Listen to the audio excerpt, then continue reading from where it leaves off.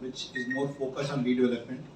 Just to give you a small summary, that we are this time acting more participation from the PMCs. There are number of 100 of them, and builders we have just restricted because people wanted to have more knowledge of how the redevelopment is going to happen rather than appointing a developer.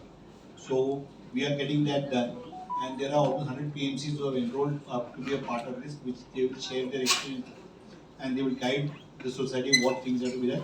And we are having almost around 30 developers to come in. But more interesting, what are the bottlenecks for redevelopment? Why certain land parcels are getting lesser FSI? What benefits can come from them? Like we are having a session of simulation where the people who are consultants to Mumbai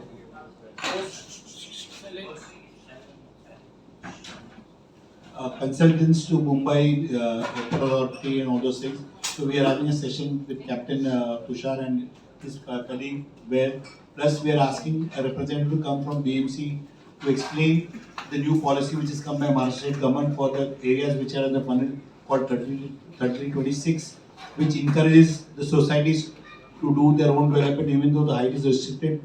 What incentive Maharashtra government is passing on to them will be spoken by them.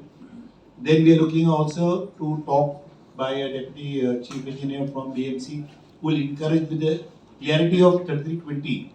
He will give you the aspects of what is 3320, what are the benefits for the society, whether the society should use 3311 or 3320.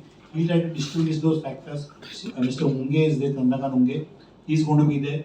We are hoping to get somebody from SRA also, so he can talk, because every society wants to get the optimized value for their land, because then again the redevelopment will happen 30 years later or 40 years later, depending on this part of it. So what are the benefits of 3311? Because some societies have consumed FSI much more than what they are supposed to do because of certain policies of not leaving 15% RG, or because of the road setback, they have consumed 1.4. Some have got larger roads, so they could consume 1.8 as time has gone by. So all these things are going to be those nitty-gritties which societies have not been able to develop. Also, we are trying to encourage them to understand which maths works for them, which DCR they should go in, which particular conduct, not just 30, but there are different elements from it. So these things we are trying to encourage the societies, make them aware of the studies, and take the expert opinions of all this is what we are looking to do on the part of it. So societies, we have almost enrolled around 3,100 people, and we have got UID numbers. So 3,100 societies are registered. No, yes, UID numbers are being given, I'm saying, and we are looking at a target of doubling it to almost around 5,000. Last time we did it was around 2,500. Yeah, 2,000. So we are looking to have 5,000 societies being registered to us and coming, and they are coming in a good number. So hope they have. Plus, a lot of people coming just walking through. We are also trying to see, though we are pressed with time, we are trying to give them a guidance of how the redevelopment process starts.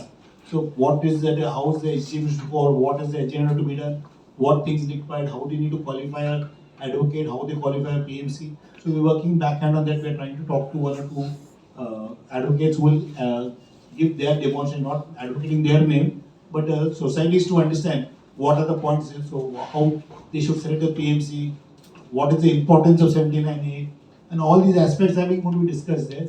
Plus, we have Amit Mehta also who's come and talk about legally. So we have a good panel, and we'll be trying to discuss a bit of cluster development. What is cluster? How cluster can be performed? What is the benefit of cluster? We're trying to talk with the panelists also there. So these are the points we're discussing.